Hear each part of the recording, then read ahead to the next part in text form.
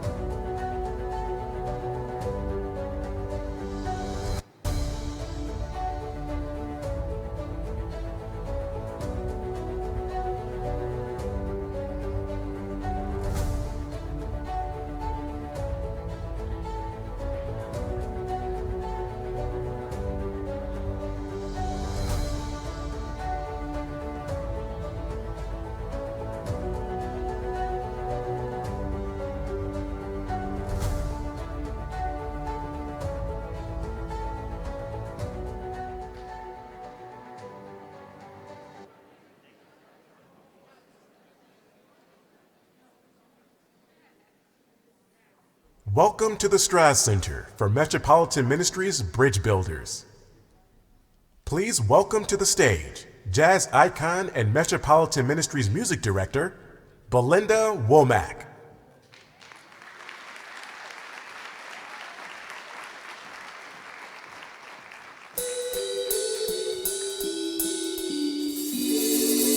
What good could I do today? How do I see myself in a different way? Am I filled with hope? Or do I really know if courage lives in me? Will I feel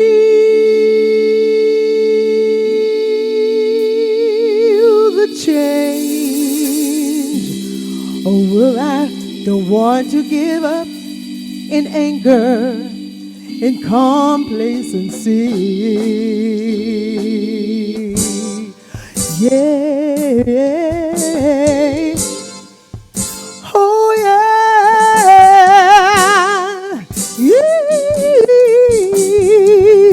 Yeah. Come on. Be the voice in the room that won't stay silent. Be the star in the hearts of anger's rage, of the fear that surrounds us each and every day. Don't give in to the limits of indignation. Won't live in the way of hope that's real. And courage to break fears boundaries. I join the change to be the difference. I lift my voice to promote dignity.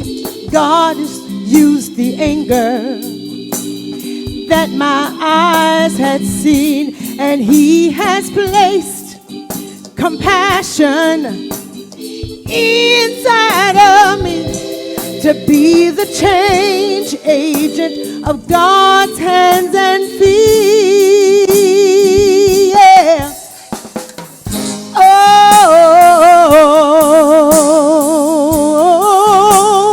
change, change. You are the voice in the room that had to speak life and hope to all who seek to learn to live in health and dignity. You weren't limited by the limits of indignation. You gave hope, made hearts free to learn to live in health. That's what you'll be. You are the change who made the difference. You lift your voice to promote dignity. God has used the anger, yeah, what your eyes have seen, and He has moved you to compassion and started you to be.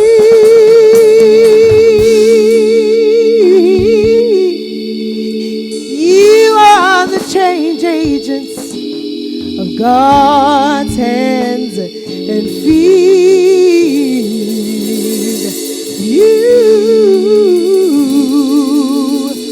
You are the change. You bring God's hope. You share His light. Yeah. We just can't stay angry at the way things seem.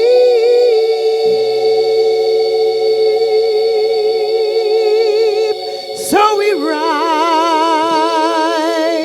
in courage, yes we do, to be the change of hope indeed.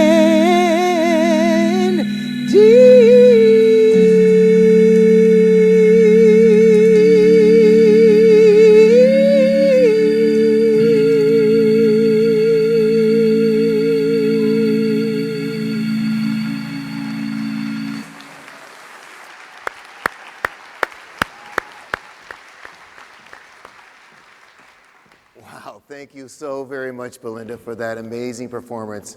What am I doing up here trying to follow that? I don't know, but good evening. My name is Tim Marks, and I serve as the President and CEO of Metropolitan Ministries, and we are thrilled you took time to join with us for our Metropolitan Ministries annual Bridge Builders program.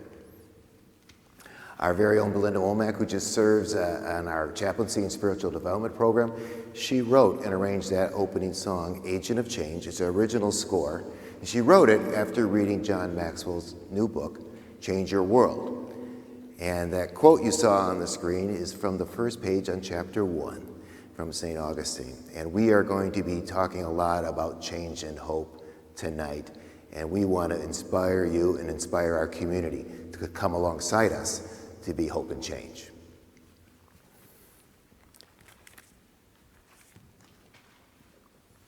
So we welcome you to this Bridge Builders, which is a combination of our 2020 Bridge Builders and our 2021 Bridge Builders.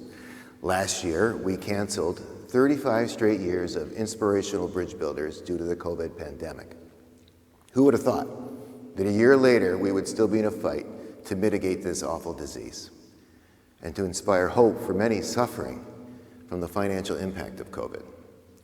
This year we are coming to you live, socially distanced, and virtually, with great anticipation for an amazing time together as a community. Now at Metropolitan Ministries, faith is part of the solution for many of the children entrusted to our care. So to begin our program, we have someone very special coming to the stage now, an accomplished young lady who used to live at Metropolitan Ministries at a very critical time in her life. But now she's getting ready to move forward in her plans for the future. She's a senior at Blake High School, where she serves in the Avid Leadership Program. She volunteers regularly at Metropolitan Ministries in our kitchen and our Promised Land Child Care facility. So please welcome Tori as she comes to the stage to lead us in our opening prayer. Tori?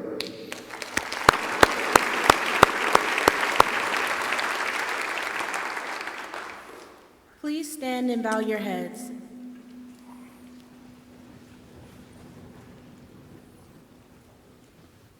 Dear God, thank you for bringing us all together to be part of this important event. Thank you for having your hand on Metropolitan Ministries. Thank you for the kind and caring people who help hurting families find a better, safer, and more fulfilled lives. Please bless our first responders and our country during these challenging times. I pray that you will open our hearts and minds to hear your words and your will throughout tonight's program. In your name we pray, amen. Amen. You may be seated. So thank you, Tori, for your beautiful prayer, and congratulations on all your accomplishments. Okay, so my first goal for the night is to get John Maxwell up here as soon as possible. But before John gets here, we have a few items we need to get through. And as we have many guests watching online for their very first Bridge Builders, I want you to know that it's our custom at this time to say thank you a lot and share our gratitude to so many compassionate leaders and folks that stand with us to be hope in our community. So at Metropolitan Ministries, we strive to be Tampa's innovative, compassionate social services agency looking to instill hope to poor and homeless families. Metropolitan Ministries belongs to Tampa Bay. And the 49,000 donors who support us every year. And it all started 49 years ago, back in 1972. It's a collaboration of 13 downtown churches, all of different denominations came together. So many in Tampa Bay have had a part in delivering life-changing outcomes to the families we serve. We appreciate the leadership of so many compassionate and caring leaders. Many of those leaders are in the room, and some are watching at home, and I'd like to just take a moment to acknowledge just a few at this time. First and foremost, Metropolitan Ministries Foundation President and former CEO, Reverend Morris E. Hinsman, along with his wife Paula. They're both at home, but they have been a part of this ministry and part of Bridge Builders since 1985. And the reason for that And the reason he's been a part of it since 1985 was it was his idea to bring you all together. And it's really been a time of us to celebrate as a community. So Morris, I know you're watching at home, and to Paula as well. Thank you both for your vision and all that you've given to Metropolitan Ministries since coming to us in 1982. Also in the room are some members of the Metropolitan Ministries Board of Directors. And these are all volunteers from the community. If you serve on the board, some are at home, some are here, but if you serve, if you're here in the building, please join Andy May, our board chair, and stand to be recognized. Please, all board members, please.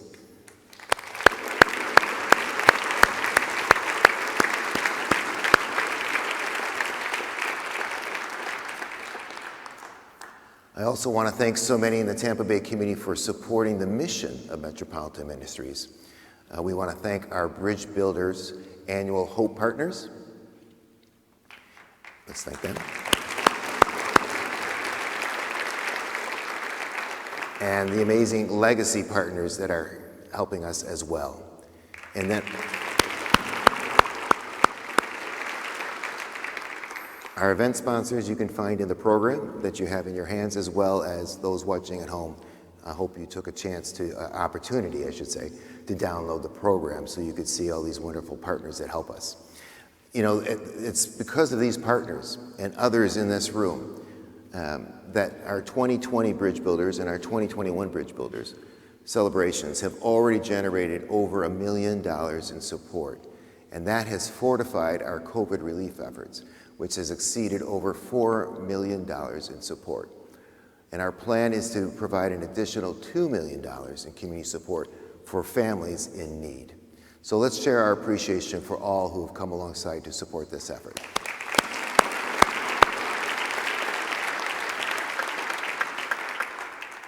So finally, I think of the amazing leadership demonstrated each and every year. We think of our volunteers. And each year, Metropolitan Ministries awards the E. Earl Jeter Jr. Volunteer of the Year Award to volunteers who've gone over and above to become a leader in their roles. Volunteers are vitally important. So just as an example, in 2019, look at this number, 29,571 volunteers supported over 223,000 hours of support, saving us over $5 million in payroll costs. It's truly amazing. Then you go up one more year, and we think of what we dealt with the COVID pandemic. Last year, we were still able to safely engage 13,691 volunteers, over 111,000 hours of support, close to $3 million in savings in cost. But what's most importantly is the community needed us now more than ever. And those volunteers, and many of you are in the audience, you know what it's like to volunteer in a parking lot when it's 90 degrees and the humidity in Florida is 1,000%, and you were out there serving the community because the community needed us. So we're so grateful for all the volunteers, and this year we had volunteer engagement in 6 counties surrounding Tampa Bay, and we're so very grateful. So as we grew our focus to expand throughout Tampa Bay, we felt it was time to recognize the very best volunteers who support us directly or through partnerships in the hardest hit communities in the 3 primary counties of Pinellas, Pasco, and Hillsborough County. So for our very unique 2020-21 Bridge Builders, we're going to recognize our volunteers that we would have recognized last year for their leadership in 2019. And we're also going to recognize those for their leadership in 2020. And so I want you to hold your applause till we announce all the volunteers of the year. But we have 2 that we want to acknowledge in Pinellas. Our very first ever Pinellas Volunteer of the Year is Joanna Fitzpatrick. Joanne Fitzpatrick has been volunteering at Oldsmar Cares for 6 years. She serves as a volunteer operation director. Her leadership just in 2019 saw a doubling of impact in Oldsmar by partnering with Metropolitan Ministries and her leadership. That was even before COVID, and she continued to take it to a whole new level. So we appreciate Joanne so very much. And our 2020 Pinellas Volunteer of the Year is our very own board member, Brian Van Vranken. Now, Brian is a leader and executive at Allstate, but beyond his many hours volunteering on the board of directors, he provided extraordinary service this summer doing home deliveries to families throughout Pinellas, and also did extremely amazing support for us during the holiday season on both sides of the bay. So we appreciate you, Brian. And then for our Pasco families, we have a Pasco campus with 24 families living at that Pasco campus. Our 2019 Pasco Volunteers of the Year is a wonderful couple, David and Janet Ashton. This dynamic duo has been volunteering with Metro since 2015, faithfully giving 2 days a week in leadership and support, and they double that up at the holidays to serve even more. So we're grateful for the Ashtons for their amazing leadership. And our 2020 Pasco Volunteers of the Year, Zamora Luciano and Samantha Miro Heyman, they're better known as the Birthday Party Ladies, and they've been coordinating monthly birthday parties for the families that live on the Pasco campus since 2017, and they didn't pause when COVID broke out. They continue to come to bring hope and happiness to kids that were just looking to celebrate their birthday. And so we're very grateful for them, and we're grateful for the organizations that they represent that provided food and toy donations, and that their organizations were Pinnacle Home Healthcare and Geographic Solutions. And now to wrap up our last two groups of Volunteers of the Year for Hillsborough County in 2019, we want to acknowledge Nancy Ivan. Nancy volunteers as a licensed clinical supervisor for many of the counseling interns working at Metropolitan Ministries, using her decades of expertise. She has been a volunteer since 2014. She serves multiple times per week, leading, coaching, and caring for interns, staff, and clients. And then our final one that we want to recognize is Lori Ellis for 2020, her leadership at the Tampa Holiday Tent. Lori has been a faithful volunteer, supporting and giving of her time for years. But in 2020, she took it to a whole new level. If you ever came to the Holiday Tent this past year, you would see her organizing and making sure that we could provide kids throughout this community with toys. Over 100,000 toys were given through the community, and it was all through Lori's oversight. So I would like all the Volunteers of the Year from the 3 different counties for the last 2 years to please stand to be recognized. Let's recognize those volunteers.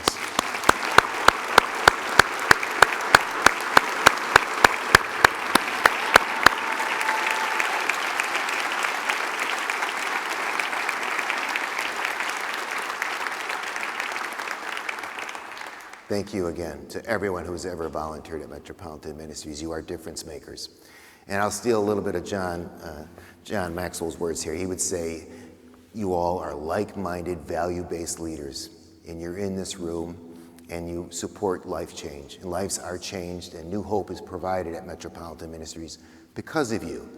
You might just say, and you might have heard it when Belinda was singing, you're world changers. And you're in the house, and you're also watching online, and we're so very grateful. Now, speaking of world changers, we have one last recognition before John joins us. Every year, we recognize an individual that goes over and above to support the work of Metropolitan Ministries. They are a bridge of hope for the families we serve. And this year, we are very excited to present to you our bridge builders for this year. If you would direct your attention to the video screen, we'll be back to you in a quick second.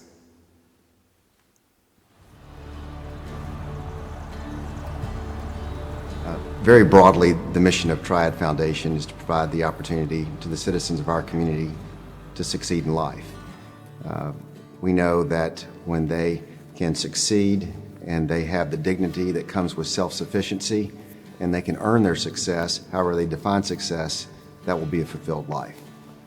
For Triad Foundation, it's an extreme honor to receive the Bridge Builders Award.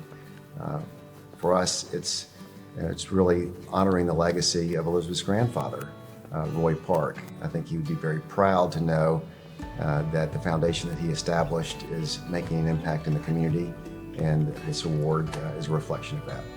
After my grandfather passed away, my father, Roy H. Park Jr., continued his legacy with the establishment of the Triad Foundation. With my brother and I and our spouses and now our children, we hope to continue the legacy of what my grandfather started to support the work of providing opportunity to those in the community that need it, primarily with youth. I first became involved with Metropolitan Ministries when someone mentioned that I should make a site visit and learn about what they do. And so that was when I first met Morris Hensman, and I remember winding through a maze of hallways in an old building and sitting down in a very old and small office and hearing Morris's vision.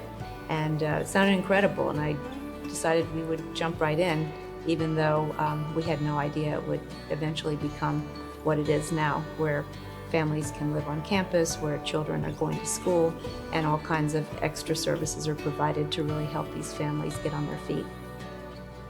When my grandfather passed away, the proceeds of his estate were used to set up a family foundation.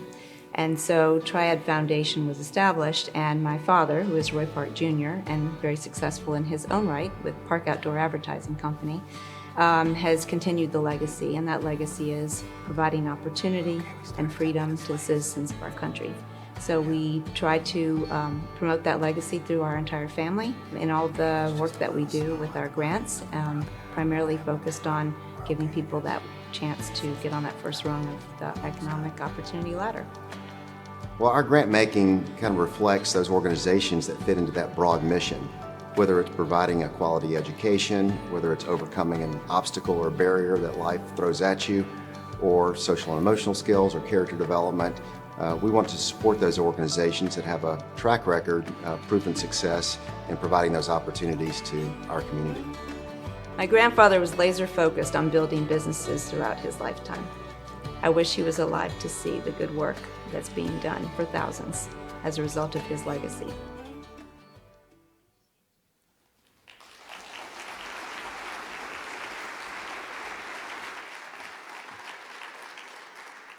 Good evening. I'm Molly James, and I serve at Metropolitan Ministries as Senior Vice President of Advancement and Community Engagement. I've had the gift of friendship with Troy and Elizabeth Fowler for over 20 years. It is my distinct honor to present this year's Bridge Builder Award. Ladies and gentlemen, representing the Triad Foundation, our good friends and this year's Bridge Builders, Troy and Elizabeth Fowler.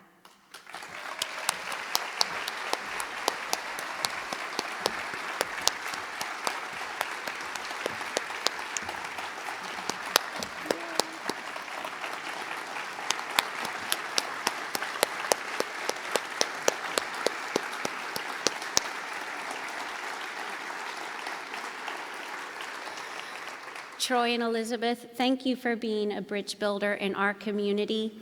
This piece, designed by Brenda Gregory, has a plaque that reads as follows: Metropolitan Ministries 2020 Bridge Builder Honoree, supporting children in Tampa Bay and beyond, the Triad Foundation.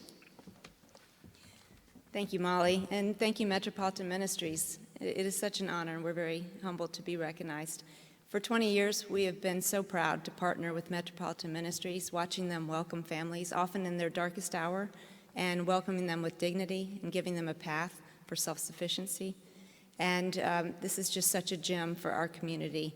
But our part is the easy part. It's easy to be a supporter, and hopefully everyone in this room is. But the hard part is what Tim does, what Tim's staff does, all the volunteers, the board members, every day on the ground. And for that, we are very grateful. So thank you for all you do for making Tampa Bay the best community and a model for the rest of the country. Thank you.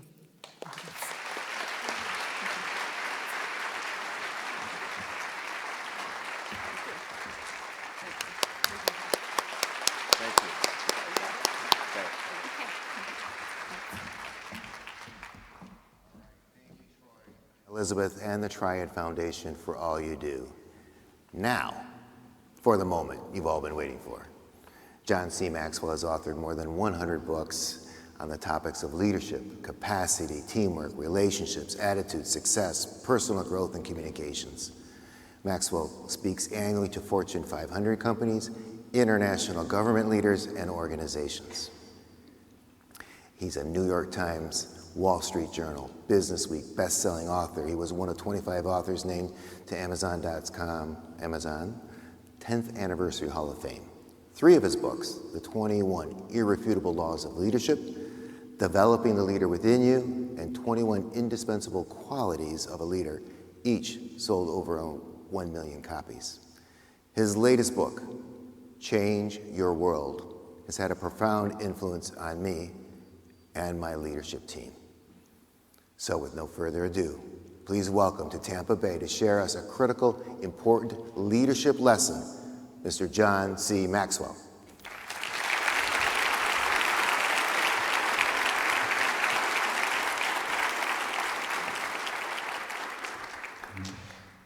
Thank you very much, Tim. Good evening. My name is John. I'm your friend. On the count of 3, give me your name. 1, 2, 3. Tim, I'm your friend. Nice to meet you. I'm so excited to be here with Metropolitan Ministries here in the Tampa area. And as I've stood backstage and watched people stand, be honored for their service into their community, their giving, their sharing, it reminds me the difference between success and significance. Success is all about what I've done for myself, but significance is what I've done about others. And so to be with you and to share with you this evening is a real joy. I just turned 74, and so before I really do a teaching, I want to read something to you that will explain life to you, okay? It's just very simple. When you turn 65, you get wise, okay? You just do. If you're under 65, you're just going to have to wait a while. You know, when you're young, you have energy but no wisdom. When you're older, you have wisdom and no energy. But on my iPhone, I'm going to read you. You're just about to understand life like you've never understood before. So look at your neighbor before I read this and say, "You're about to understand life." Go ahead and tell them that, okay? This is good. In fact, look right back at them and say, "Why do you think I brought you here tonight?" Okay. So here we go. This is just 2 minutes. You're going to have life. You're just going to have it down. On the first day, God created the dog and said, "Sit all day by the door of the house and bark at anybody that comes by. I'm going to give you a lifespan of 20 years." The dog said, "That's too long to be barking. Give me 10 years and I'll give you back the other 10. God agreed. So on the second day, God created the monkey. He said, "Entertain people, do monkey tricks, make them laugh. I'm going to give you a 20-year lifespan." And the monkey said, "How boring. Monkey tricks for 20 years? I don't think so." The dog gave you back 10 years, so that's what I'll do too, okay? God agreed.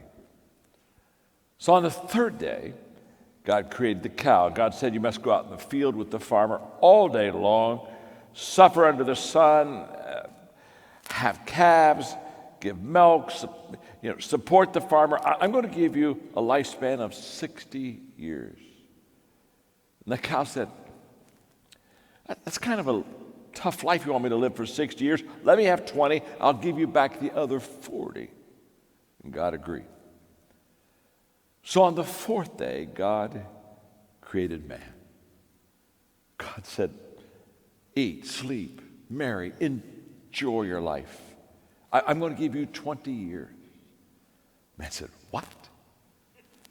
Oh, only 20 years? I'll tell you what. I'll take my 20, add the 40 the cow gave you back, add the 10 the monkey gave you back, add the 10 that the dog gave you back. That makes 80. Okay, God said. You've got a deal." So that is why the first 20 years of our lives, we eat, sleep, play.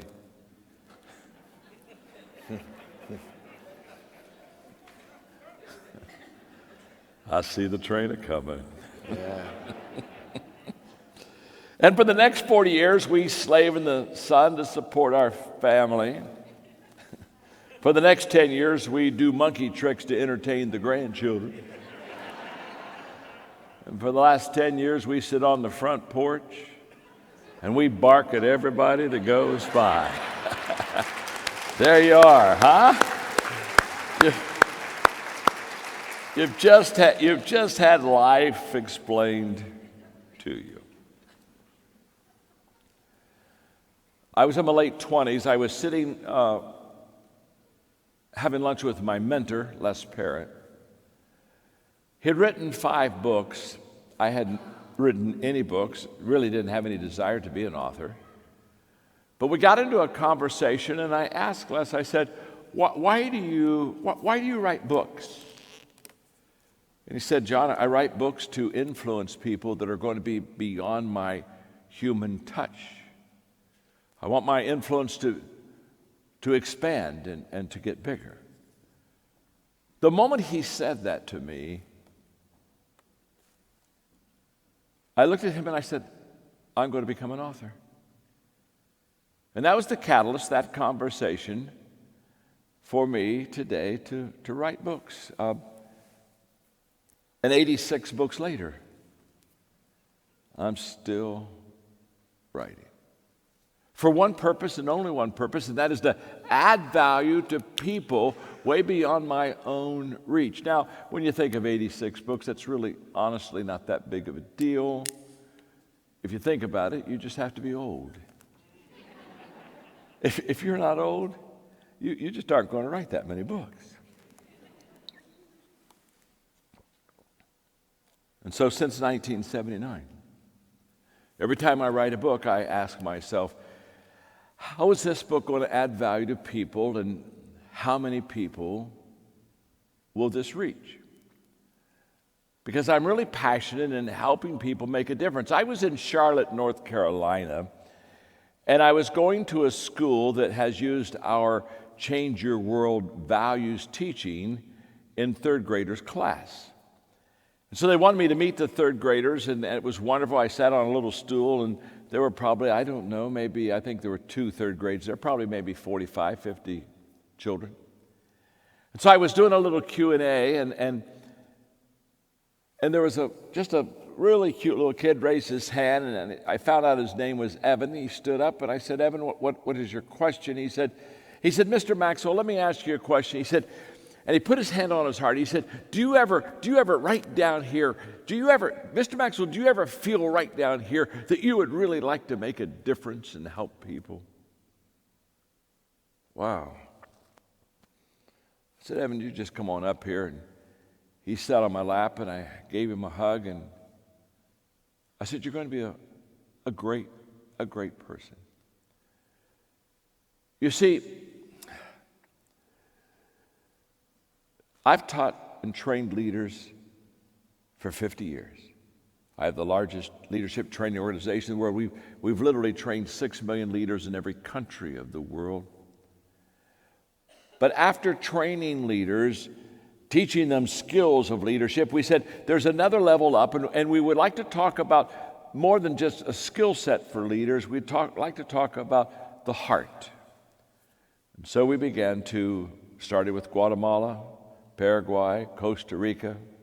We'll go to 3 countries this year. We've begun to basically do Change Your World teachings and equipping in these countries. It's very exciting.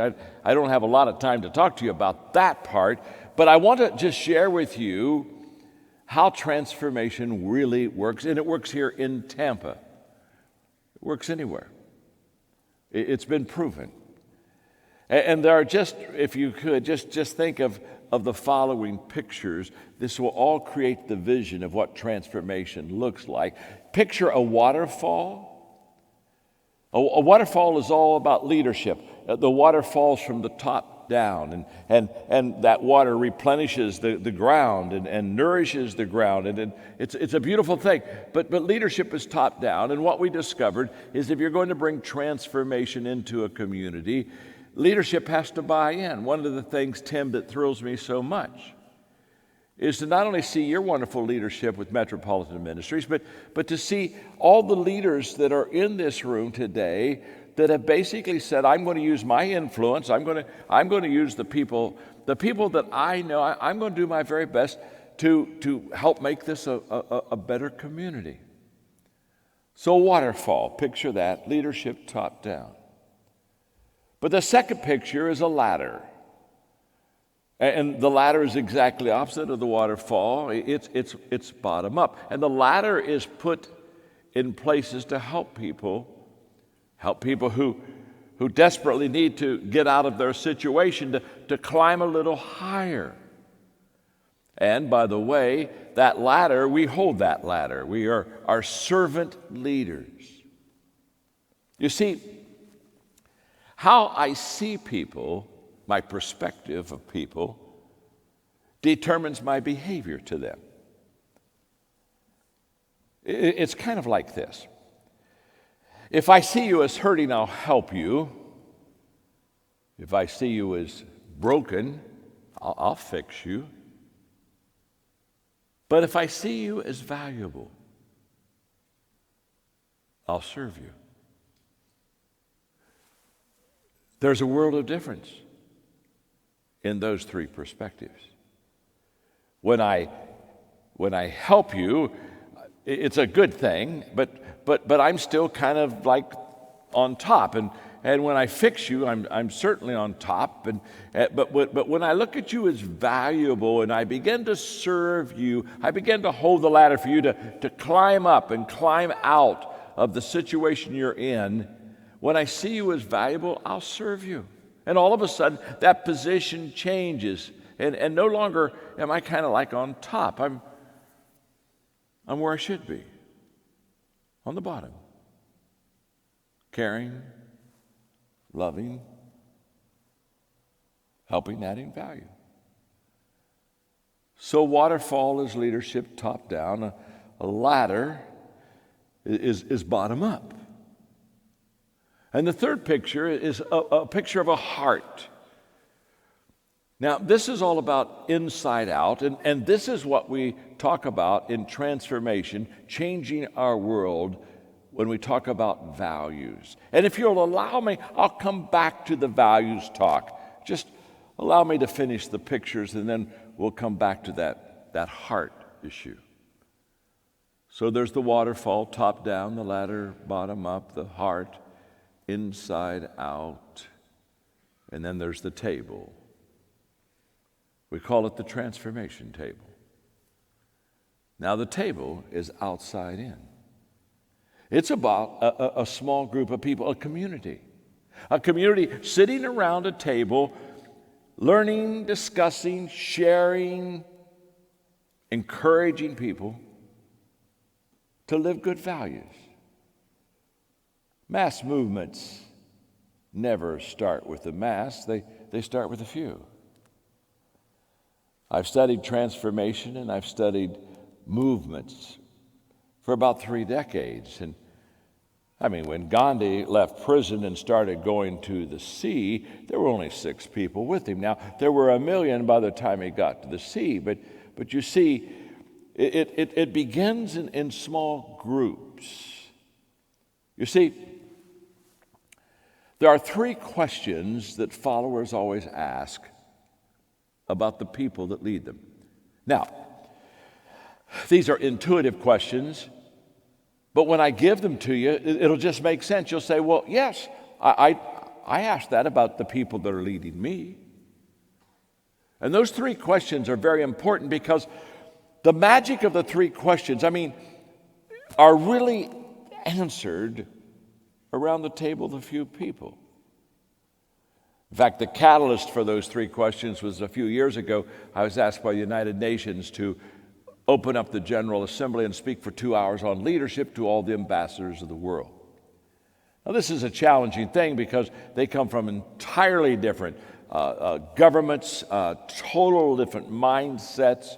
Culture is varied. And so how am I going to connect with these ambassadors for a couple of hours and talking to them about leadership? And it was out of that I gave them a 2-hour lesson on 3 questions that followers ask of their leaders.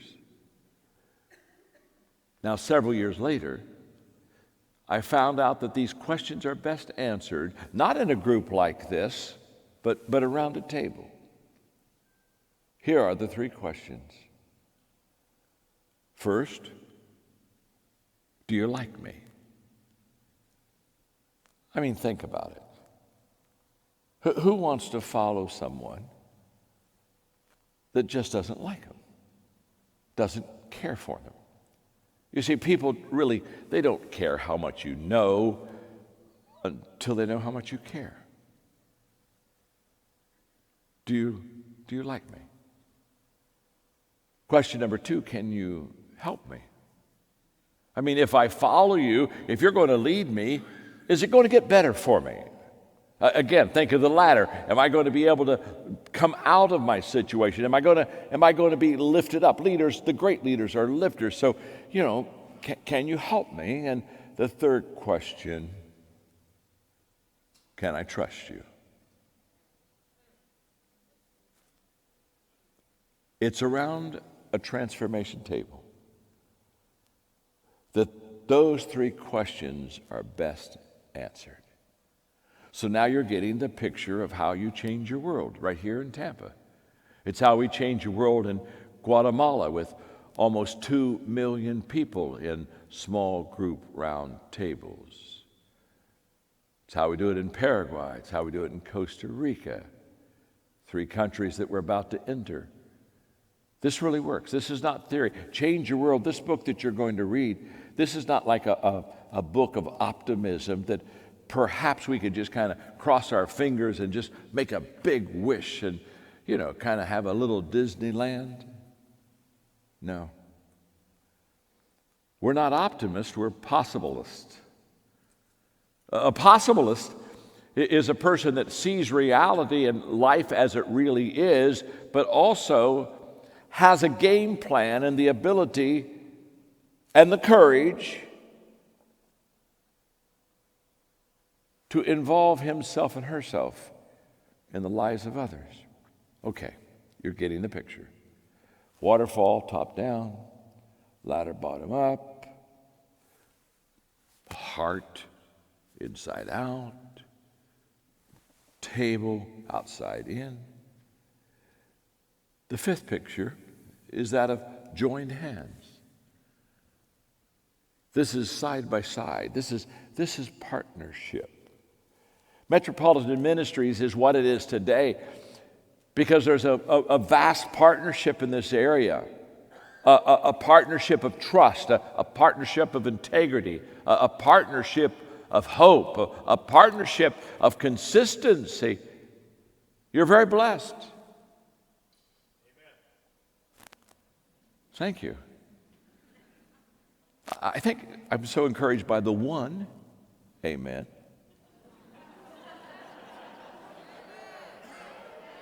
You're very blessed. Oh, this is so good. You're very blessed. Oh, aren't you glad you have Metropolitan Ministry? Come on. Huh? Aren't you glad? Yes, we're blessed. Oh, this is good. You see, partnership just allows Metropolitan Ministries to do so much more, so much quicker. Because now it's teamwork, and we all know that teamwork makes the dream work. In my book, The 17 Laws of Teamwork, one of the laws is the law of Mount Everest, and the law of Mount Everest says, as the challenge escalates, the need for teamwork elevates. And the more difficult the challenge, the more that you've got to have partners and team players. One of the things I teach in leadership is it's a visual. I'll stand before many people and I'll just raise my hand like this and let them visually see this hand in the air. And finally, I say the statement to them that it's just so true. I look at them and I say, everything worthwhile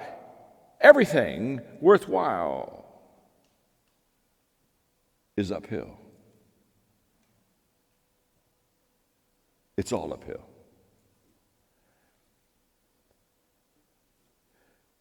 The years of consistency and success of Metropolitan Ministries, it's all uphill. If you've got a good marriage, I've been married for 52 years. It's all uphill. It's all uphill. It's all uphill. That was very weak, but we don't have time for it to go back. It's all uphill. It's all uphill. If you have a dream, it's uphill. If you have hope, it's all uphill. It's all uphill. The challenge is we have uphill hopes.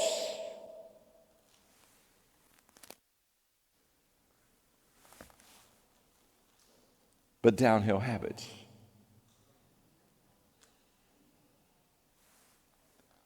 And Tim, your challenge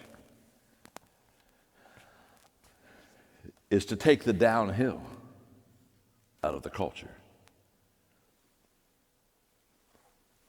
And in a moment, I'm going to share with you how to do that.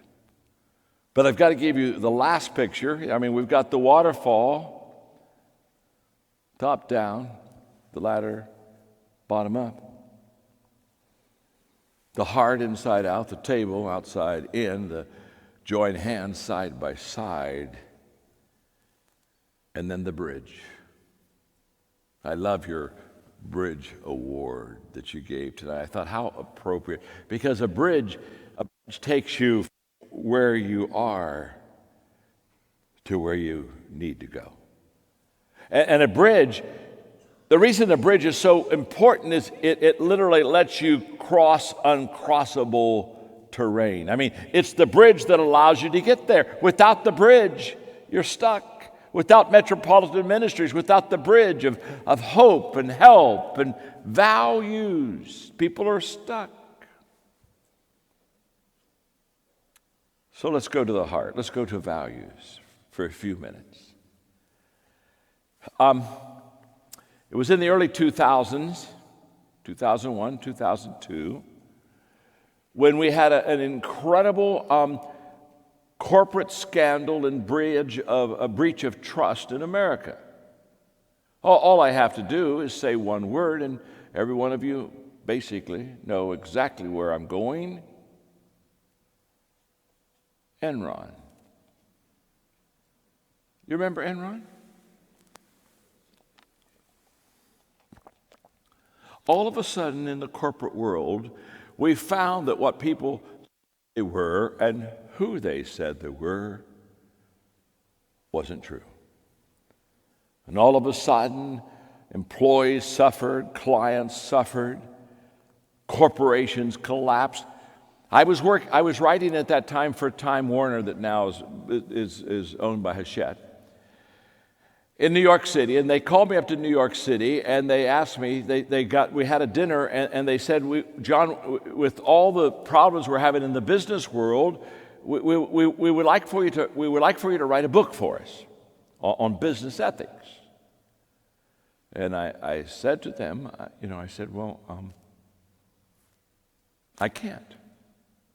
And they said, well, why not? I said, because there's no such thing as business ethics.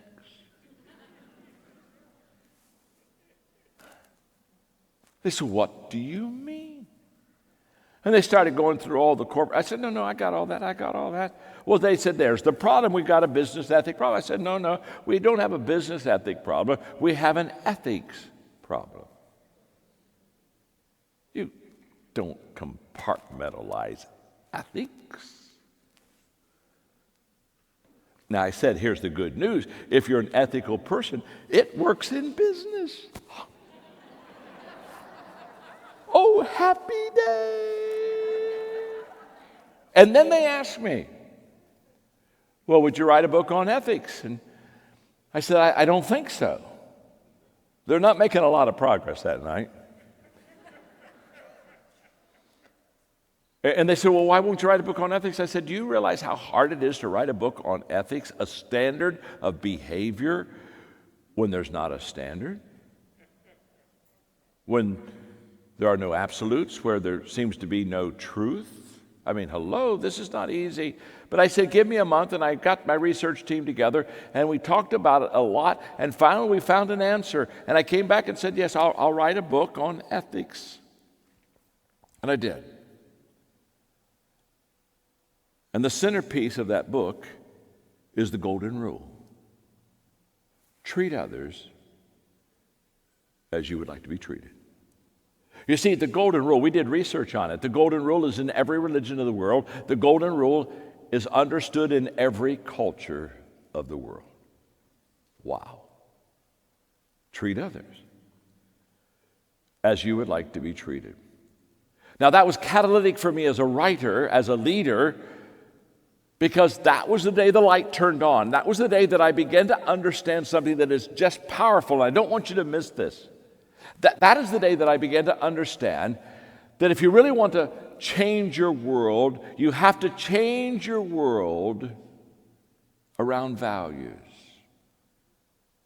In fact, without values, change is not possible. I have a coaching company.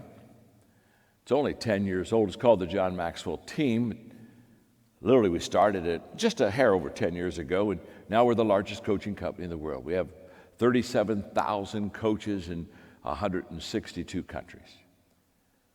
And when we bring in our new coaches, in fact, we just do that here. I mean, we're going to do it this time virtually, obviously, but we'll probably have 3,500 to 4,000 of our new coaches.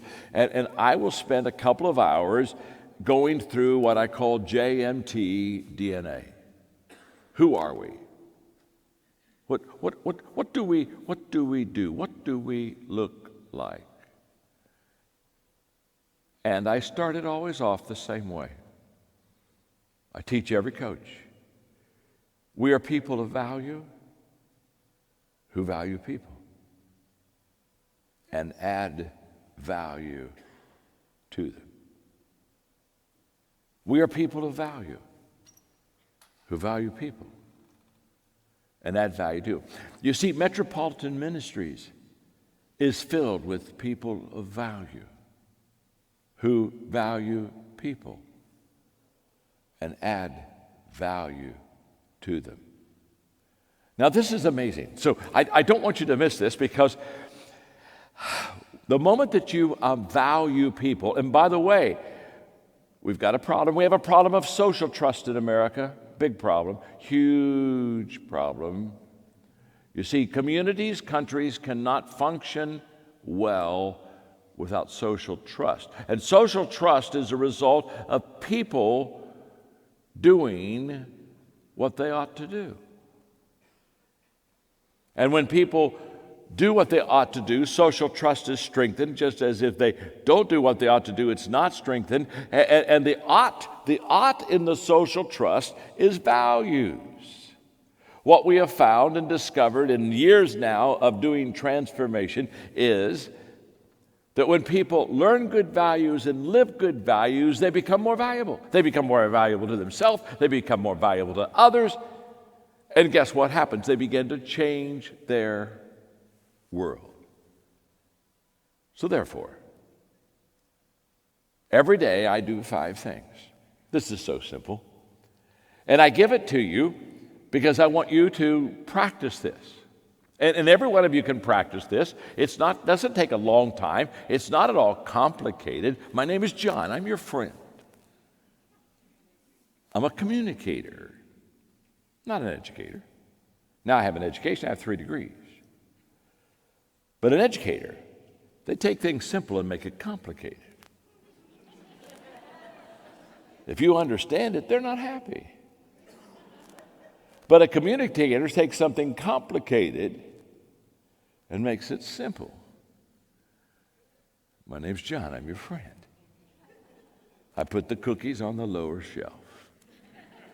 Everybody gets some. It's obvious I've had a few. Now watch this. I'm going to give you 5 things that every one of you can do. In fact, before I give you these 5 things in closing, look at your neighbor and say to them, even you can do this. Would you tell them that? Even you can do this. Even you can do this. Yeah, good. I like that. Some of you are enjoying saying that to your neighbor, aren't you? Huh? I can tell. In fact, look at him and say, why do you think I brought you here tonight? Huh? Why do you think I brought you?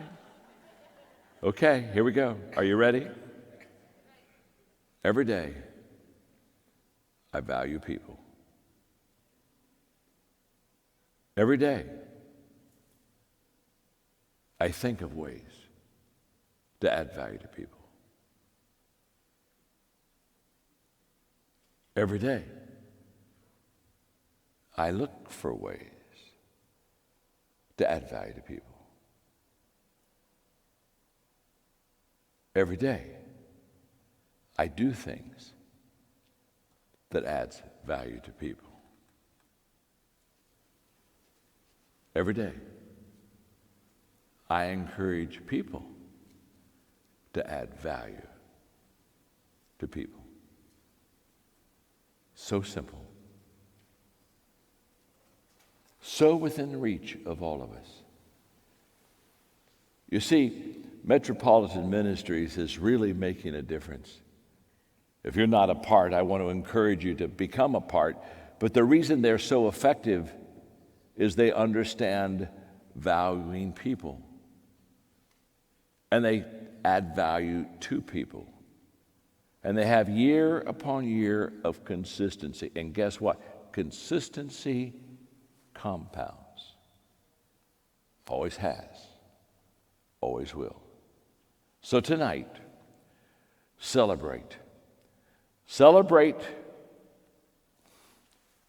Celebrate a ministry that is making a difference. But I would encourage you to get active. Roll up your sleeves and say, in 2021, I want to be one of those people that makes a difference. Because in my book, Change Your World, in the beginning are these words. Hope has two beautiful daughters. Anger at the way that things are, and courage to make a difference. You can't sustain a movement with negativity. Anger won't last that long. It burns out. But courage, now that's a beautiful thing. And that is Metropolitan Ministries. And I've been so honored this evening just to share with you from my heart about how you can change your world. Thank you very much.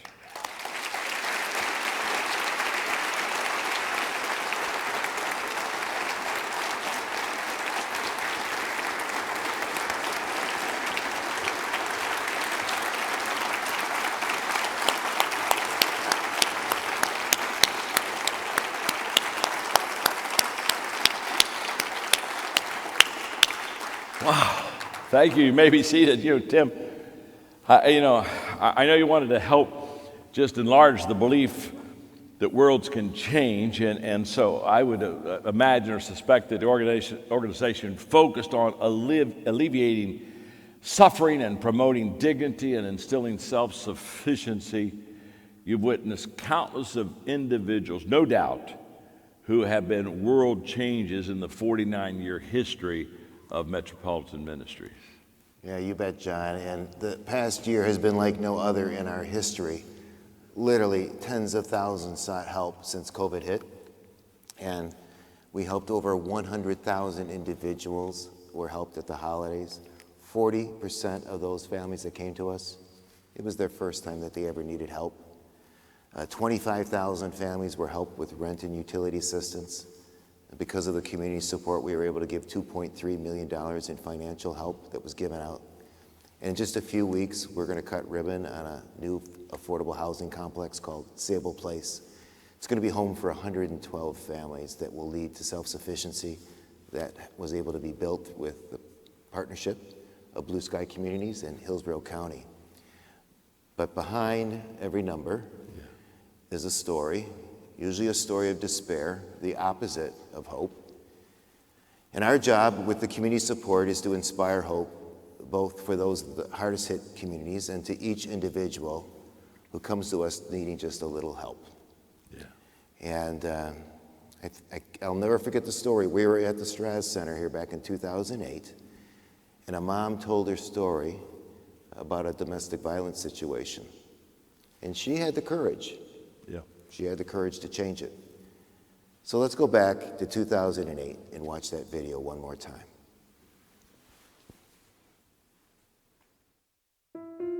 Before I heard about Metropolitan Ministries or even considered coming here, my life was very chaotic. I was in a bad relationship, didn't know how to get out of it, wasn't sure which route to take, didn't have any family in the Tampa area. There was a fight in the house, and I noticed that the window was broken, and my daughter had a cut on her leg, and I saw her bleeding, and I said, this is it. I have to get out no matter what it takes. I didn't know what to expect, what was going to happen, but I said I had to get out of the relationship. And I just had nowhere to go. I didn't know what to do with my life. It was total chaos. I just felt like I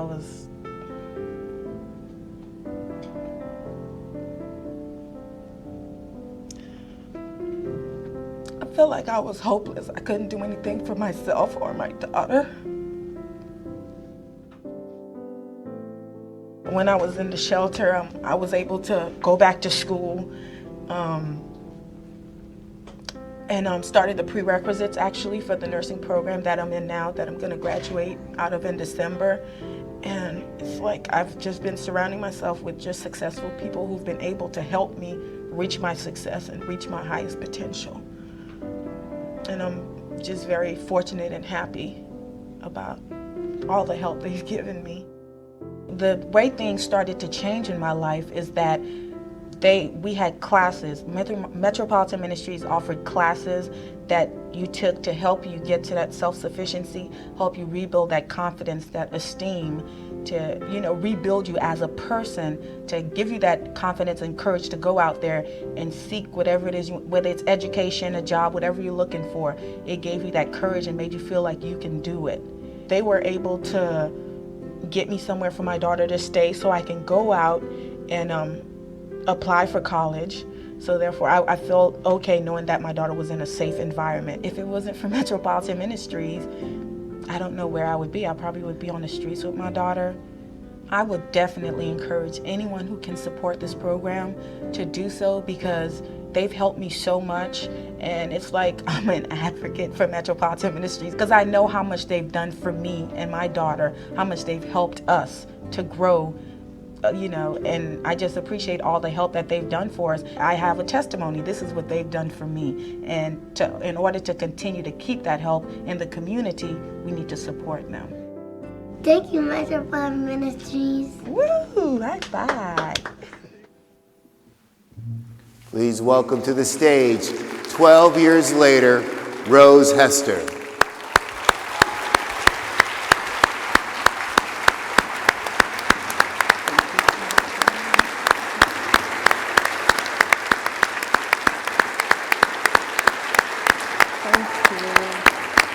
Thank you.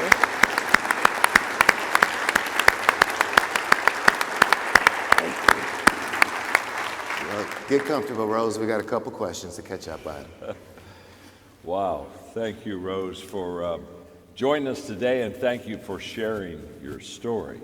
Yes, thank you for having me. When I saw the video, I thought about you, and when you watch it, what goes through your mind? I'm reminded of where I came from at that point in my life, the brokenness, despair, not knowing what's going to happen next. So I'm reminded of those times, and at that time my top priority was Tori, my daughter, who you saw in the video. So at that time, that kind of reminded me of that. Well, so of course that's what you would think, of course, your precious daughter. So let's move on for a moment. So what are you thinking today, and what is your life like right now? Well, even back in 2008, when that video was shot, I had just completed nursing school. I graduated from a local community college, so I'm still a nurse. I've been practicing for over 10 years now. Thank you. Thank you. So I also serve on the board at Metropolitan Ministries, so I've been able to, yes, just to be at the table where decisions are made that directly impact clients and our community. So I'm fortunate and humbled to be in that position. Oh, this is very inspiring to see you doing so well. Thank you. So, Rose, as you look to tomorrow, talk to us about your dreams, your hopes for the future. Okay. Well, about 2 weeks ago, I completed a master's program in psychiatric mental health nurse practitioner. So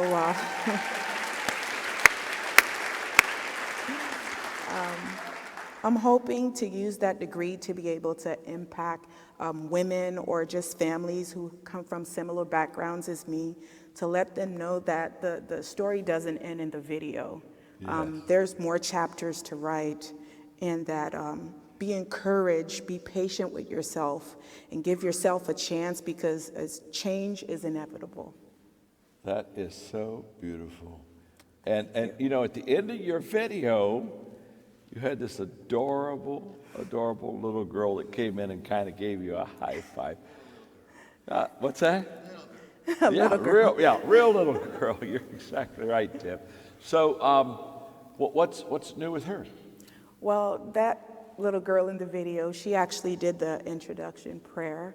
How about you ask her yourself? Oh, come on.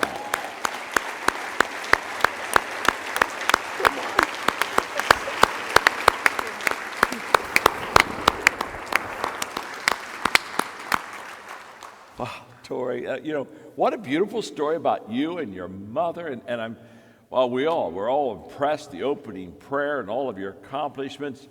Now, when you think about your mom, what inspires you the most about her journey?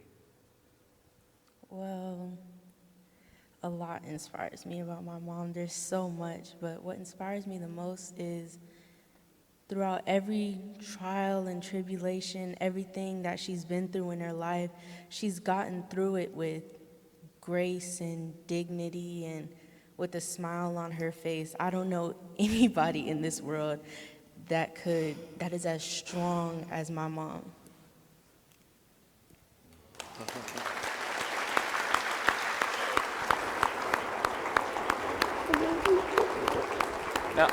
Now, just look at this. Look at this. Wait. Just look at this. This is beautiful.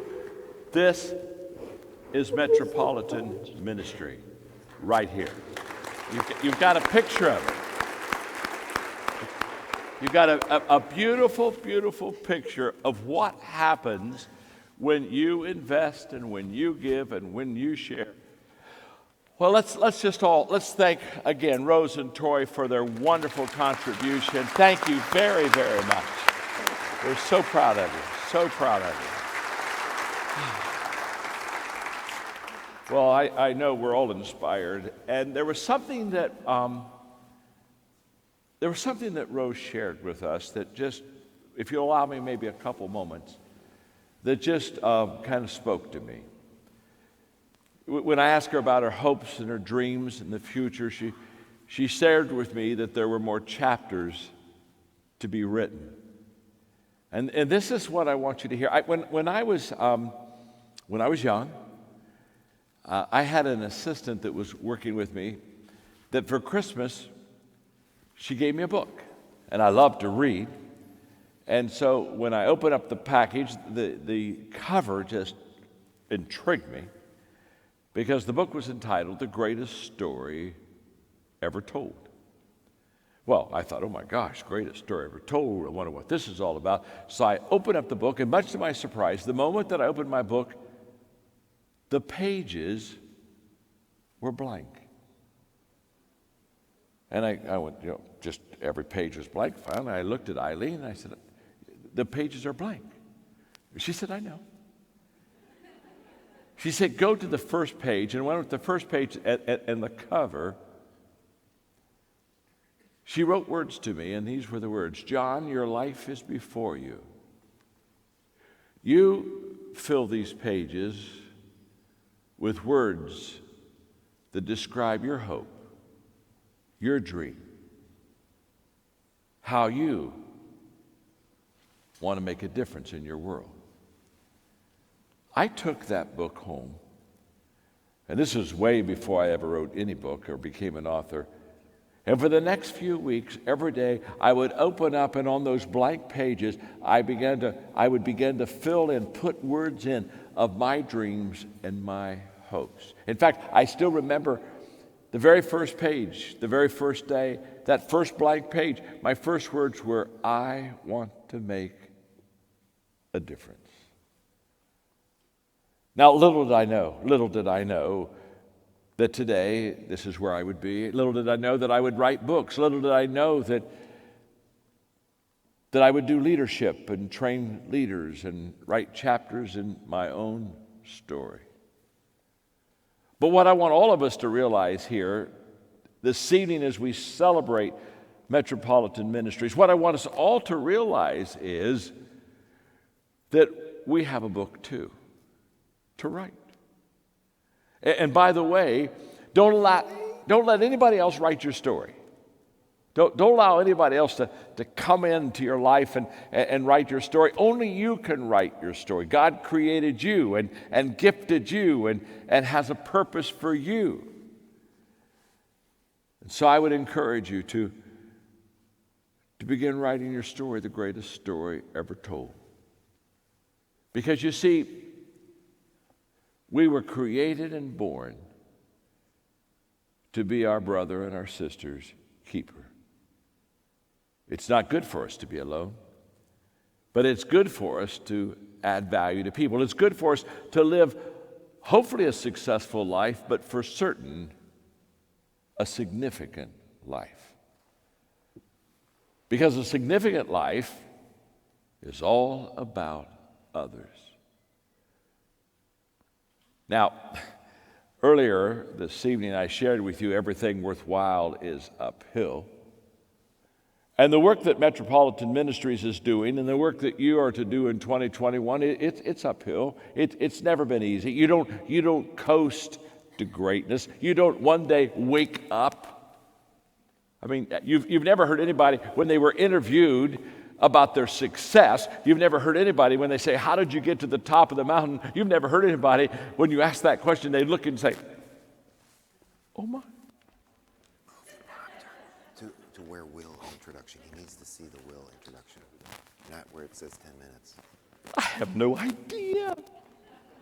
I just woke up and here I am. Amazing. You're not successful. You're on drugs. Everything worthwhile is uphill. And what I want us to understand about the significant life, it's uphill. I've known many successful people that were unhappy and unfulfilled. But a significant person, always fulfilled. Because it's all about others. And it's uphill because we have to overcome our selfishness. Because what I want for me is what I want for me. I was talking the other day about how that basically selfishness and significance are not compatible at all. And I had a person after I was finished teaching came up to me and said, I just want you to know I'm not selfish.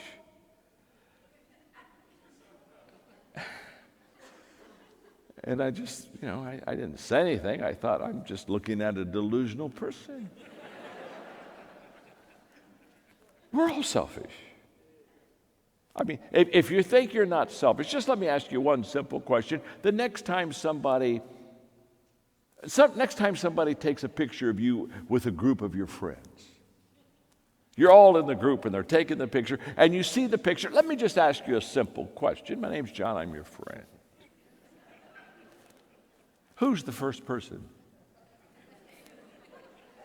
you look for in that picture? And by the way, if you look good, you say, oh, great picture, great picture. Send it to me, yeah. Hey, and if you don't look good, you say, oh, no, do it again. Of course, we all have that incline to selfishness. Now, where I really want you to focus on this evening is about significance, giving, sharing, getting out of your comfort zone. And I think the best way to help us focus on that this evening is by us welcoming Courtney and Will Weatherford, who will share with us an example of what significance really looks back. Will and Courtney, come on, let's give them a hand.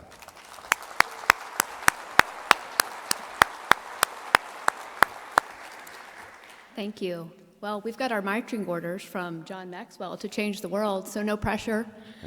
Many of you are familiar with my husband, Will, who has done some ongoing work in the community. I'm Courtney, and I'm thrilled to stand alongside Will tonight and support this wonderful event this evening for Metropolitan Ministries.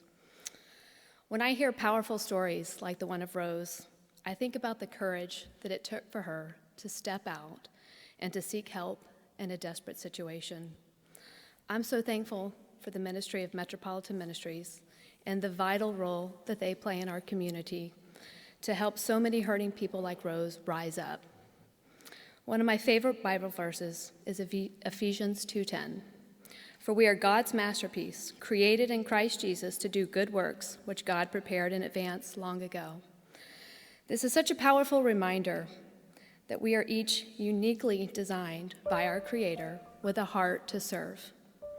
Some of us are called to serve with our hands and our feet, and some of us are called to serve with our financial resources. If not for the generous donors in this room tonight, Metropolitan Ministries would not be able to continue to reach out a helping hand to so many hurting people in our community. Thank you for all the continued good works that you're all doing to serve our community so well. And thank you to Metropolitan Ministries for literally being the hands and feet of Jesus and doing the hard work and being the safety net for our community. And thank you mostly to Rose for being such an incredible example of how perseverance, along with utilizing resources from Metropolitan Ministries, can make for such a beautiful outcome. So thank you for being here tonight. Here's my husband, Will.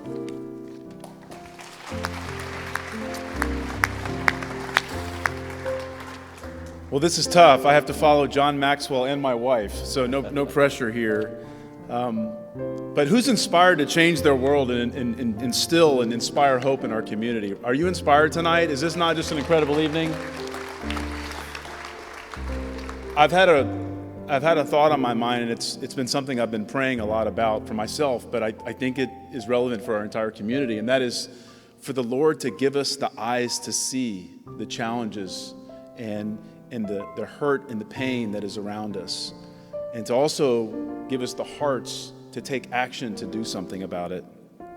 Each of us here tonight has the opportunity to participate, our time, our talents, our treasure, to inspire a sustainable hope here in Tampa Bay, to bring change, value, something that John Maxwell spoke so incredibly articulate about when you value someone, we can make such change in people we value. And I believe in opportunity, and I'm a possibilitist, which is the first time I've heard that word tonight. But it is possible for us tonight to make a difference. And for those of you that are here in Morsani Hall, you have a card that was given to you. And if you're online, you can go to metmin.org and you can make a financial gift. We have 2 matching gifts this evening of $50,000, and if you give $1, it's worth 3. How about that? We have a real opportunity tonight to make a difference here in Tampa Bay, to inspire hope. There are zip codes all around us where the need and the desperation and the poverty is substantially higher than in other places in our community. Those are the areas that Tim and his team at Metropolitan Ministries are targeting. Your giving will enable a deeper and more meaningful collaboration with other nonprofits and churches that are already at work in those zip codes today. Help us to make this purpose-driven initiative successful. Not just a flash in the pan, but a purpose-driven strategy that will live on and inspire hope for generations. Again, it's been my prayer recently, and it's my prayer for us tonight, that we have the eyes to see the need amongst us and the hearts to take action and do something about it. Please join me, join our family, join all the families that support Metropolitan Ministries, and give. Thank you very much.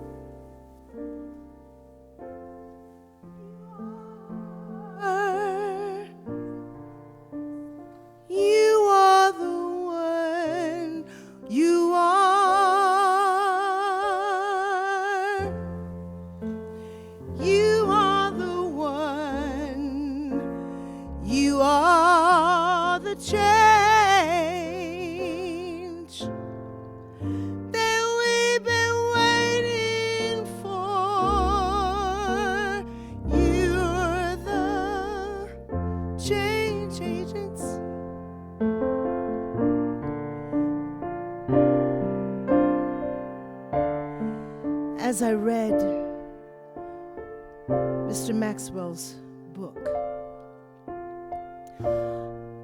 all I could see are faces of people I knew who are always making a change. I see those people around campus. I see them sometimes in different programs. But I thought, this is exactly who he's writing about.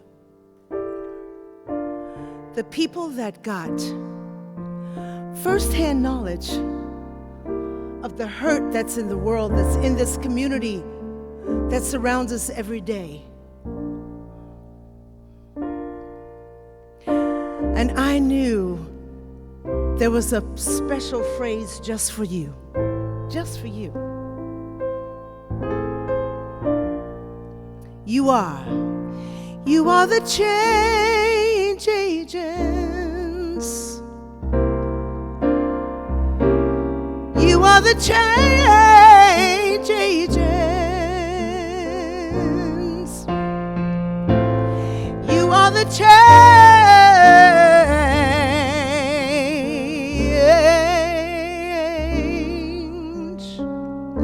This world needs. You are the ones to example. This world needs. You are the ones to show the world they can be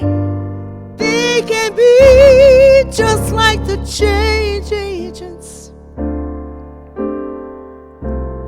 We want to thank you. We want to thank you. You are. You know, we don't need to be angry at all the things that we see,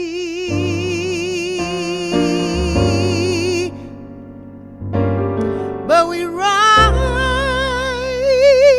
up, be the change of hope.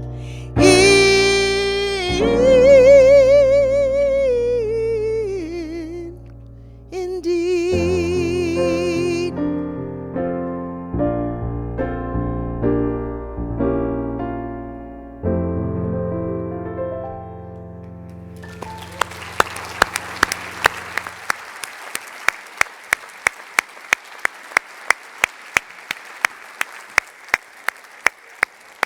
Before we close out our evening tonight, John, your foundation has another gift that it wants to give to our Tampa Bay community. You want to talk a little bit about that? I'll be glad to, Tim. Thank you, first of all, for allowing me to be here. And yeah, there are 3 points of action that all of us can take. And number one, if you will just go to changeyourworld.com, there is a values assessment that you can take. It doesn't take long, about 15, 18 minutes. And that's kind of the first step. I want to encourage all of you, go take the values assessment at changeyourworld.com. The second thing I would encourage you to do as you read the book is to join a transformation table, because that's where transformation takes place. So find a group of 5 or 6 people. Maybe it's your own family. Perhaps it's people that you work with. Maybe it's some neighborhood. Just some good friends. But just take a few weeks and sit around that transformation table and share those values. And then the third thing I would share with you is just choose Transformation Tampa Bay as your entry so that we can work together to make a difference in our community. In other words, if you'll just take Transformation Tampa Bay as your entity, we will truly join and partner with you in this area to see not only transformation happen here, but transformation like we've seen happen in other countries. And I believe, and I think you believe also, through Metropolitan Ministries and through Change Your World, 2021 will be your greatest year. Thank you very much. It's an amazing gift from the Maxwell Foundation because it gives us an opportunity truly to come together and be intentional to affect change with the goal of creating positive outcomes for the Tampa Bay community. And my leadership team is going to be going through this same free training process, and we look to take a leadership role, as you would expect Metropolitan Ministries, to keep changing our Tampa Bay world for another 50 years. We're just getting ready to celebrate our 50th, but we've got a lot more work to do. So John, thank you so very much for serving, for leading, and for sharing tonight. I want to add one last special thank you to our common friends, Nikki and Gary Obandini, for allowing us to come together tonight to inspire hope in Tampa Bay. Good night, and God bless you all. Let's get to work. Or, as the world champion, Super Bowl champion Tom Brady would say, let's go! God bless and have a great night.